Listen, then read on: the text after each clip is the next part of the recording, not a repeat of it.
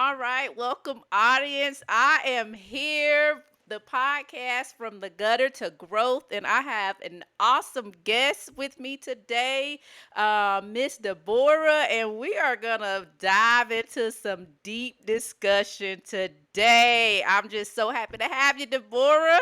How's it going today? It's going well. Thank you so much for having me. Awesome, awesome. Look, we are gonna just dive right in and just get down to the nitty gritty about life. And just reading over your story, you have a story to tell, and I am just excited for you to be able to tell your story to the audience. We talk about when we hear the word dysfunction, people run from that word. That is not a word. That's not a word people want to use, but you use it through and through on your platform, and we're gonna just dive deep and talk about that. Are you ready, Deborah? I'm ready. Awesome, awesome. So look, you are passionate when it comes to families healing from dysfunction. That is your passion. But we know in order to heal from dysfunction, it first starts with honesty. And that can be the toughest thing. But what was the moment when you realized I have to break the silence and I have to do it now if I want to change my life? What was that moment like for you? So, I am a mother of five. I have 7-year-old twins, a 17-year-old son, an 18-year-old daughter, and a 20-year-old son. Well, you look young Thank you. I'll be for 40 on the grown kids. 21st of this month. Welcome to the 40s, girl. It's nothing like it. I heard it was the new 20, so we're going to see. It is. I'm 45. It is. So, what what really pulled me into wanting family togetherness is the fact that my children are disconnected from their family outside of like my sisters and my brother and my nieces and nephews. Like my cousins, my uncles, my aunts, all of them, they don't really know them. They don't know extended cousins. And when I was a younger mom, they would say stuff like, "Hey, we don't go around nobody. We don't know. We don't know our cousins." And I'd be like, "Yeah, Can relate. everybody's doing their thing. Hmm. And as time is going on, I'm just like, I don't like that's not okay. Like that's a form of dysfunction to be in the same city and have such a huge family on both my mom and my dad's side, and my kids don't even know half their people. Like my daughter could potentially date one of her cousins because Oh, of the wow. disconnect. She don't even know, Wow. who all her cousins are. So I I don't like how it looks. I know as children when we were growing up, we did everything together. We celebrated on Mhm. Christmas, Thanksgiving. We even came together on a Halloween. It would be a house full of Wow. kids and adults and Yeah. food Yeah. and fun. And none of that's happening now, and it's disturbing and I don't like it. Yeah. Yeah. And so many people can relate. And as you're telling your story, it just made me go back to my own childhood, how I was with my cousins all the time. And you're exactly right. Now it's like a divide. You don't have that, anymore because of families being so dysfunctional.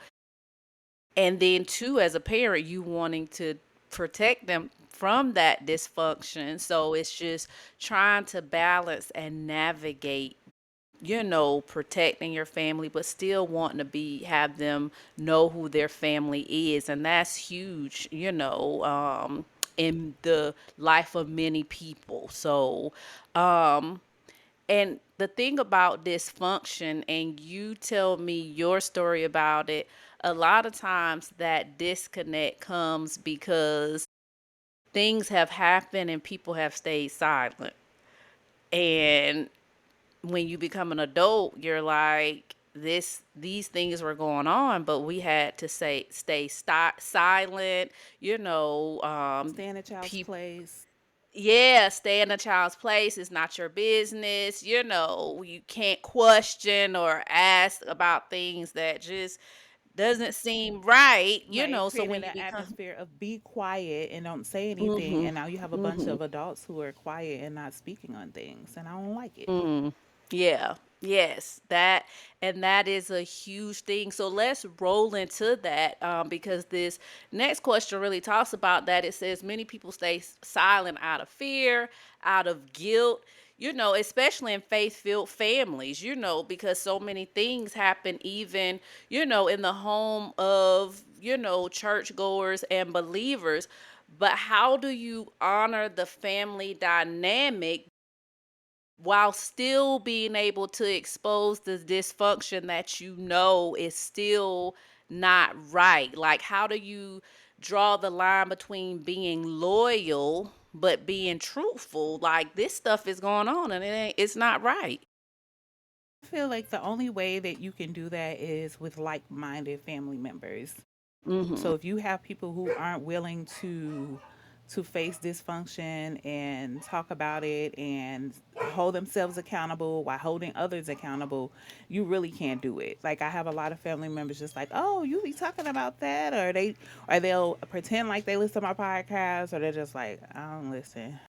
And that's okay. I tell people all the time, it's okay because I talk about a lot of stuff that nobody's real ready to talk about. Nobody wants to Yeah. face, and it's okay. Whenever you're ready to come over here, come on to this I'm side. And here. but Yeah.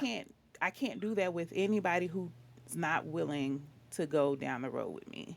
So I can only respect and dwell with people who are willing to walk the road with me. Now, I heard you say because you have young adult children. I have a child that's 21 and a 14-year-old son, so I'm kind of able to talk about some of those situations of dysfunction because sometimes they just want to know, Hmm. why aren't we going to see your dad, or why aren't we, which you try to create safe opportunities for that. But how do you navigate through that with your children if they are interested in certain family members? So it really depends on the dynamic of whatever that family member they want to see. Like I'm not Mhm. saying that I want my kids to be close to all of my family members. I want everybody to come together in kumbaya because there are some Mhm. family members who aren't deserving of being around my children because of Mhm. whoever they are as a Yeah. person. So Yeah. Yeah. if it is somebody who I feel like they can have a healthy relationship with, so actually, right now, we have a family member on my older kids' dad's side who they hadn't seen since they were like maybe middle school, elementary school. And we recently ran into her, and she had been reaching out to me like, "Oh, I want to, be in a kid's life and stuff." And Yeah. she's a very sweet individual. She's somebody that I am glad to have in their life. It's just our times Yeah. didn't come together, and Right. so now, like with me being conscious and saying, "Hey, I want family togetherness," it's like you can't say that and then not act on it. So with Right. her, Right. we've made time to come together. She's come to functions. We've gone to their house for functions. So there are family members that I'm willing to go the mile and we can meet each other, but it has to be a relationship that I know that's healthy for my children Yes. because Yeah. I don't believe in taking them around people who are going to be teaching them something, who's not going to show them something positive. Like, yeah, so it has to be a something that makes sense. Yeah. And you're drawing me off the script because I just didn't know how this conversation was gonna go. So you're drawing me to other questions because a question I have for you is, what do you tell your child if somebody was once healthy, doing well, and they've been around them, but now they're not healthy again to be around them? Like, how do you how have you handled that, especially I'm sure with some of your adult kids, like they've been around somebody who they've enjoyed, but Hmm. that person is just not healthy now. Like, you saw them going away, you don't really want your kids to, go or be associated with. Hmm. Yeah, so I'm really honest with them. I've always been very Mhm. honest with them, even as young children. Mhm. I was honest with them to a point because, it's only so much you can tell a young child.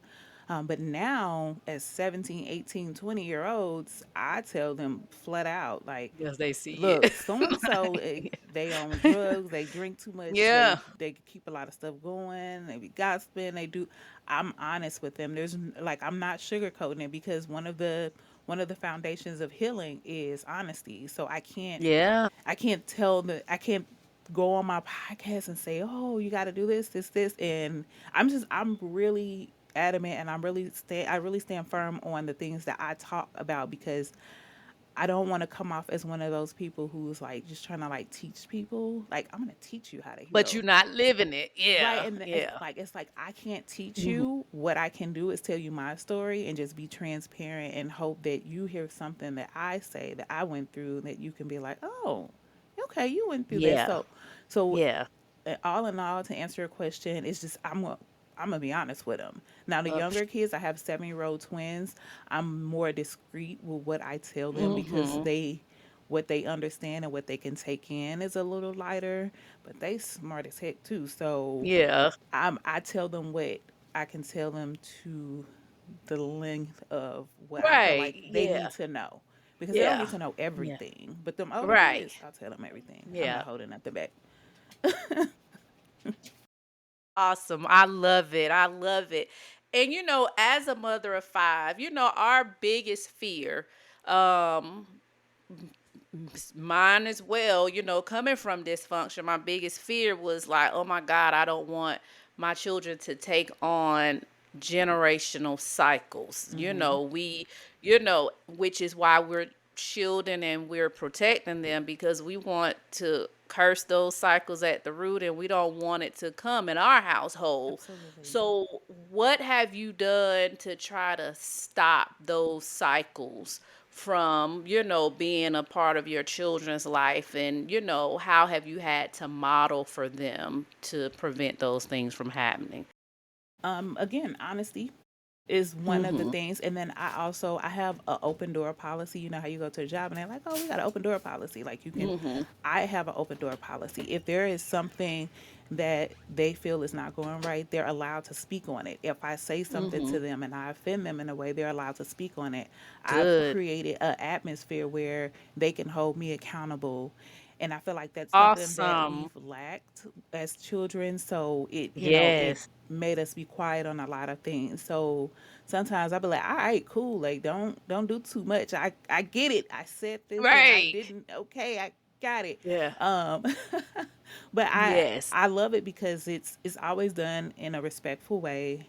Like, I don't think that a lot of people can understand that children can come to you and tell you you're wrong, and it still be respectful. Yes. So Yes. I allow them to do that. And another thing, one of the things that I'm really breaking down is financial literacy, because Mhm. I don't Yes. we had zero financial literacy. So I'm really big on credit, pay your bills, and those type of things, because I like the position that I'm in now. I feel like I'm in a really good position as far as like my home space and where I live, and the school that I'm able to get them into.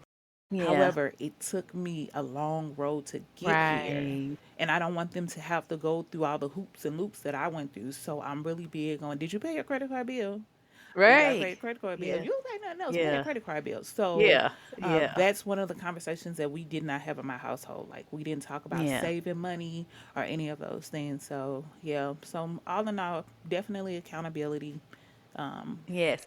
You just spoke on so many things. I mean, I come from a generation where you might have a bill in your name and you five. So it's Ooh, like let's talk about it.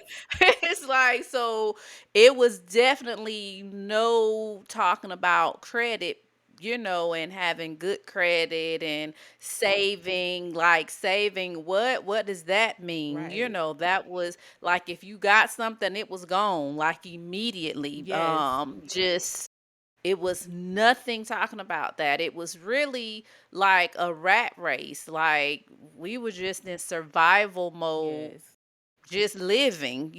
So one of the things I told myself, and I don't even know where it came from, I just was like, I'm gonna be better. I'm gonna manage money better. I want better. Like, not that somebody trained me that it was better, but Hmm. it's just something within me was like, it had to be Something something better. better than Yes. Like, this, this you is know. not it. Um, Yeah. yeah, but you're right. It was no talking about financial literacy.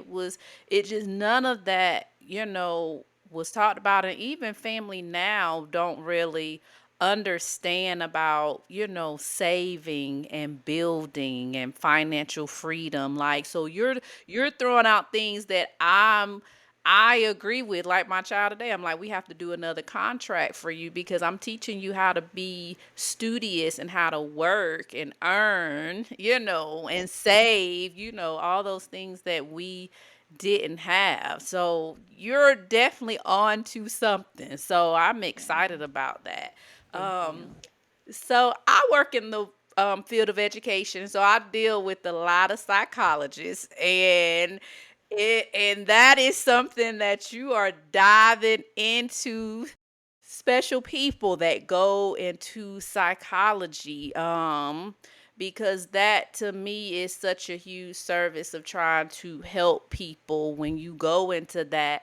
So as you're in school, being studious with the psychology, also navigating the lines of healing, how has that combination, the two of those, like how are they coming together and shaping you, and especially with what you have going on, and what you're putting out into the world. I'm laughing because I'm just like, I'm always trying to diagnose somebody. But I do too, because I'm in it. I work with students with disabilities, so I always be like, oh, that's probably, yeah, I'm like, so. I see, I see, I see. I'm not licensed or anything, but Yeah. I started back in 2011 earning like my psychology Mm. credits. I was actually in nursing school. And as I went through my clinicals, I was like, you know what? I'm a nurturer. I love caring for people, but I really don't think that nursing is for me. And it stopped working out in a way where I got pregnant my second semester with my twins, and I ended up having to drop out. And I was like, you know what? I liked the paperwork. Like, I liked the part where you were having to like figure out like the laws and all of those type of Right. things. And Yeah. I was like, I think I want to get into something like that. So I actually just like almost a year ago started going back to get my bachelor's for psychology. So So, the way they tie in together is like a lot of the things that I'm learning at school. I incorporate a lot of that information into my podcast. So I'm able to like break down some definitions and that, yeah. those type of things, because one of the things that like I know I'm spiritually led, but like what I tell people all the time, I'm like, why are you going to school for psychology? Like, well, my psychology degree is going to get me in rooms that being a podcast host is not going to get Right. me in. Right. So, and then also Yes. I need to understand some stuff. There's some things that I just don't understand. And then also my desire is to work in a atmosphere where I'm helping people who mental health Yeah. is in the toilet, Yes. and I'm helping It's bring them up out that yes. toilet. Like, that's a Yes. passion Yes. for me. And I Yeah. can't get into any of those. I'm pretty sure that the most high could put me in one of those positions without the degree. Hmm. But I want the degree. Like, Yeah. I want that It's just degree. something about, yeah, that integrity piece of, I am qualified. Yes. I've lived it, but I've also studied it. So, Not to mention I and I'm paid like for all that this too. schooling, and I Yeah. only got like a semester and a half left. So Awesome. yes, so I went into it with over 100 and something credit hours. So I've gotten all these Wow. credit hours. It's either let those go down the drain and don't do anything, or go back to school and just take the psychology courses I need to get the degree. It was like 40 Yeah. hours. Who wouldn't do that? Wow. So Yeah, yeah. Well, kudos to you for thank you. following your heart, because sometimes people would just be like, I'm just gonna continue. I started this path of nursing, or I started this path of being a lawyer, whatever it is. And, they're feeling that nudge, like, let's take a detour, but they're scared of the detour, but that detour will be the best thing that can happen for you. So kudos to you for having, the courage to take that detour, Thank you. so that just brings us to, of course, my podcast is talking about people being stuck, in the Hmm. gutter. Like, and what happens is what keeps us stuck is like we stay silent. We let the voices of fear, we let just the traumatic experiences we've had, we continue to let those things control us. So, just speaking to my audience, like, what would you like to share with them for anybody who's feeling stuck and they don't really know how can I free myself of getting unstuck, because of shame or guilt. Like what would you tell that person that's listening? So first, you want to figure out like why.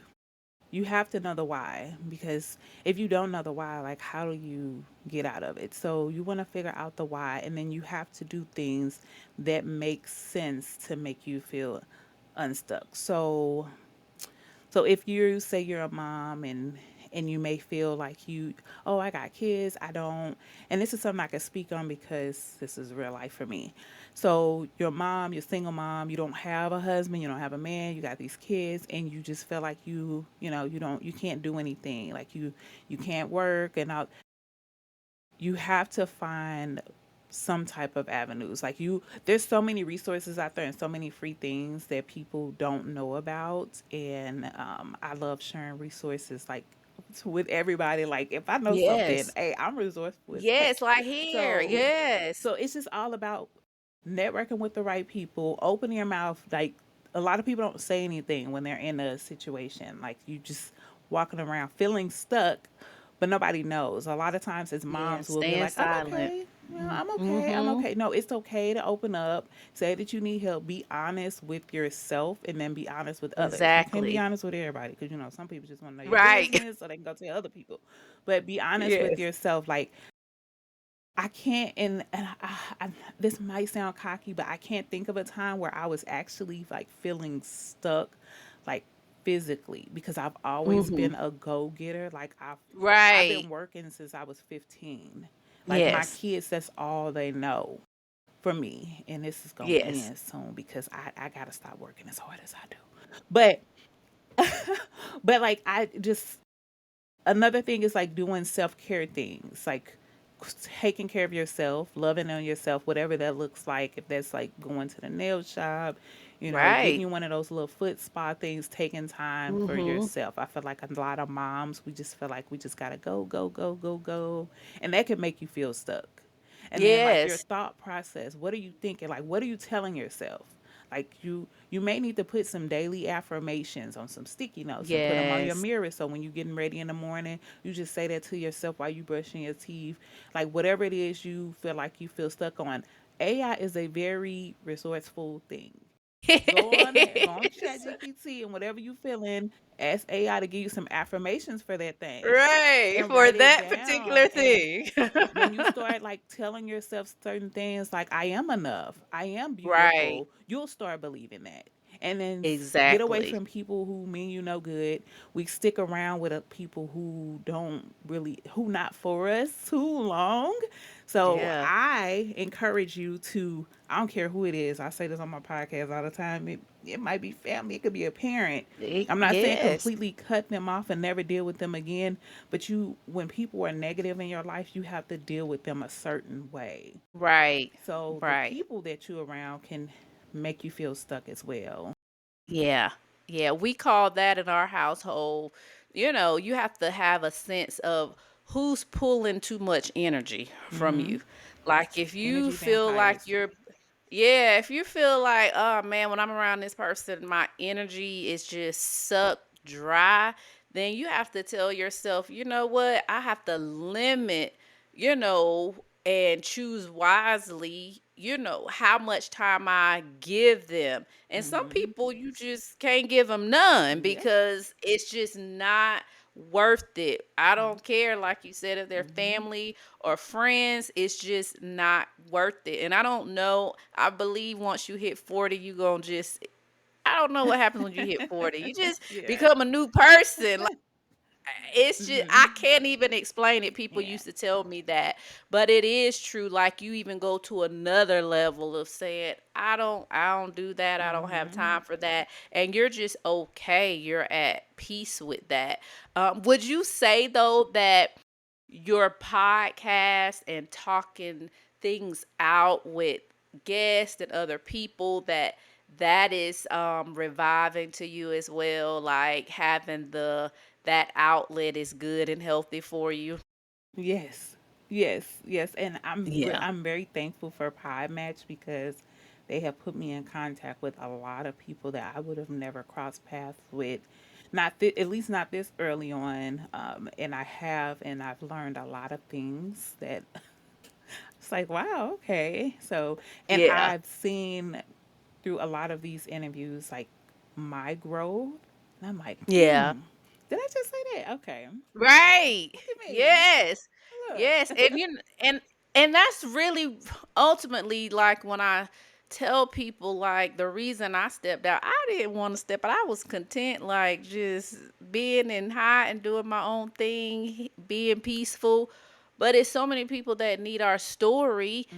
And if they're open to listening, then they can find their thing. Like, what is your thing? Everybody has a thing that will help, free them and give them the outlet as well to pour out into other people, because that's what we're doing. We're pouring out to other people, and that in itself is a gift for us and refreshing to us. So if you're listening, you have to find your thing. Find your thing. And your thing, and Um don't let people make you feel bad because you don't want to deal with them. exactly. Because family is real good Exactly. at guilting you if you feel like They if they're trying to hold you stuck and you decide not to deal with them. Well, I'm your this, I'm your that. You have to deal with me. yeah. No, you don't. You're not Yeah. obligated to deal with nobody. Yeah, and I tell myself I'm not doing what I'm doing for my family unless they want it. If you want Mm-hmm. it, you can Yep. have it. But I'm doing it for the people that the Lord is placing in my path who want Yes. to receive it. And then I'm going on. If you want to Yep. come, you're welcome. But you have to become numb to the people who are not in your corner. And it's sad to say, a lot of Yeah. times it's not family or people close to you that you thought was gonna Yes. be for you, because they Yeah. just don't get it, and they may get sick of it. Like, who are you to go and Yeah. have a podcast Yes. and think you can speak to I just did a episode probably about a month ago, or probably a little more than a month, on the lack of support when it comes to family and how Wow. family is just not. And I was very Wow. passionate in that in that episode because That it's a is saying a real lot. thing. It's a real thing about with family and just not being supportive. It's just for whatever reason, whether it's jealousy or it's Mhm. just, I feel like a lot of people just grew up not knowing how to support. I didn't know how Yeah. to support, Yeah. and I was in a church family where we supported everybody for everything. I was going to funerals Yeah. of people I didn't know, weddings I didn't know, birthday parties. I was at all type of stuff, but it was Yeah. like so and so having this, we gotta go support, and I Yeah. was showing up because I'm like, I want somebody to support me. So I was pouring Yeah. out the energy that I wanted to Yeah. receive. And so that Yes. just it's just instilled in me now. Like if I can Yes. support you, I probably only got Yes. 5 free minutes out the day, but if them 5 free minutes, here I come. What's up? Yes, So yes. Even if you just show, and that's the thing. That's how our church family is. It's like, you support, and they'll say, even if it's 5 minutes, if you could stop by 5 minutes, give a hug, like, we just want to see your face. And I had to learn that too, because I didn't see that. I didn't have that, so that was not my norm either. So I get it. Like, we probably could talk about dysfunction all day if we start opening up Yeah. our story. So, and you mentioned your church family. How is your spirituality, your belief system? How has that played a role in helping you face, family dysfunction and rebuild your identity? Because really, that's what it is. Like when you come out of dysfunction, it's almost like you have to rebuild and Hmm. figure out, okay, who am I? Because I clearly don't want to be that. So who am I? So how has your faith help you navigate through that and find your true identity? So it's helped in a tremendous way, and I like that you said rebuild because when I think of like my journey of healing and spirituality and everything, I think of like a plain clear foundation, and I'm building the walls and we're building the floor, and now we're going to put up the drywall, and then next we're going to do a roof. And that's like what I really think of when I'm doing it, because it is a process. It's a process Yes. of, and then you might have one day where it rain and the walls you built over here fell down. That's one of them Talk rainy about it. days. You might Yes. be sitting around crying and feeling like, what am I doing? Why am I Yeah. here? Right. And those are the moments where I have to sit back and I got to breathe and take deep breaths and pray. Yes. Um, Yes. Praying before I walk out the door because it's a crazy Yes. world. Praying while I'm It driving down the is. highway. Um, I will say I pray a lot more now than I ever Yes. have. Um, so it's like my faith and my spirituality and my healing journey are, they're one and the same. They are Wow, best love it. friends. They hold Yeah, hands. wow, I love that. I love that. Yes, I love it. Cause they have to be. Like Hmm. they especially for us to continue to grow, because you have to just be reminded like who am I, Yeah. and when you learn who you truly are, that it's not by the family that you've come from, because we couldn't help that was out of our control, but we can choose who we become now, and thank Mm. God that Yes. I'm not stuck to Yes. the Yes. family that, Yes. so Yeah, it's but all I about that love that. Hmm. accountability holding. Because I feel like without the faith and without the spirituality, I wouldn't have that voice that is holding me accountable, even when I don't want to do the things that I'm telling other people they should do. It's like, how you gonna tell Yes. somebody to, how you gonna tell people to rest and you're not resting? Right, Like you telling right. people, oh, you gotta get rest, you gotta do this, but I was just going off of 3 hours of sleep this all Mhm. day today. You might can't Yeah. tell, but I just woke up from a nap. So I'm like, But you I'm have going to. I to. did too. Look, I did. It was raining, and I'm like, "Ooh, let me just lay down and just." I don't, but I ended up falling asleep. Oh, I But knew you're I was going to right. sleep. I knew it. That was a planned nap, baby. The twins came here. They was like, "You finna go to sleep?" I said, "Yeah." They was like, "Can we go ahead, Yes. baby? Go ahead. I'd Yes. rather you go to sleep with me than keep coming in here asking me stuff when I'm trying to sleep. You go ahead. Exactly. You lay down too. I Exactly. got y'all. We're gonna have a sleep date. Yeah. So Love it. I love it. So look, oh my God, this time has went by so fast, but one more question. So when you think about your work and your podcast, the healing version, I love that. What's the one truth you want every listener to walk away with, especially those who are still in the gutter? one truth that I want everyone to walk away with. So, the one truth that I want everybody to walk away with is that you will not reach your greatest length, your greatest heights, your greatest whatever it is that's in your heart, because I feel like everybody has a something in their mind that they see themselves doing in a positive light, whether they speak on it or not. You will never reach that thing if you, one, don't believe in yourself, two, don't take the necessary steps to do it. You gotta, the only thing that Yes. bad that can happen, I feel, is that you didn't try. If you fail, guess what? You learn from it. So now when you Right. get back on that ladder to climb to get to that thing again, you know what you did the last time that didn't make sense. So we're gonna take another Right. avenue. And being true to yourself. You gotta get that mirror You got to look in that mirror, because a lot of times we like to point the blame. Like, I can sit here and blame my mom and dad all day for the way my life Yeah. turned out and be like, Yeah. yeah, they didn't give me a good life.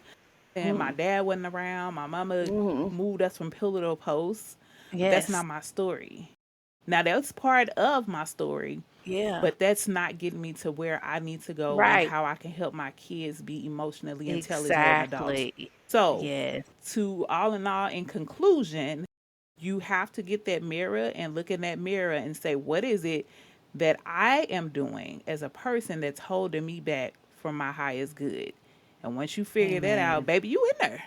You got this. Amen. Look. Once you figure out how you are your stumbling block, you ain't gonna let nobody else be a stumbling block, because you're gonna be able to Exactly. recognize, oh, you are not here for my greatest good. You don't mean me no good. Blocked, cut off.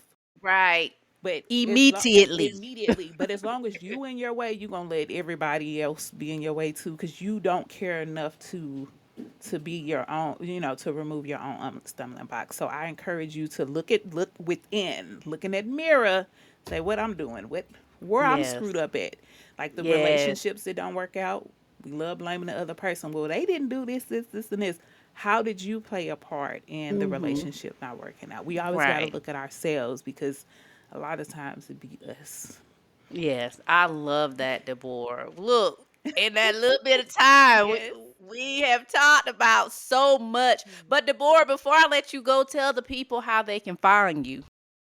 Yes, yes, yes. So I am on Instagram. You can follow the Healing Version podcast on Instagram, also on Facebook. But you can skip all of that. And on July 21st, on my birthday, my website will be dropping. It is thehealingversion.com, and just go to thehealingversion.com on July 21st. Subscribe. You get all the news. All of my social medias will be linked. But in the meantime, you can subscribe to YouTube. The Healing Version is on all major platforms: Spotify, iHeartRadio, Apple, I said Spotify, Amazon, all of them. Yeah. So, I yes, love tap it. in and here's some of the conversations. Some of them is me just talking to you. Some of them is me speaking with other people. I've had some really powerful people come on and share their stories. Really, really powerful. So, some good stuff for you. So, I love it. Well, thanks everybody for joining from the gutter to growth with one of the co-hosts, Yasheika Benford. Until next time, I'll chat with you later. All right. That was so rich.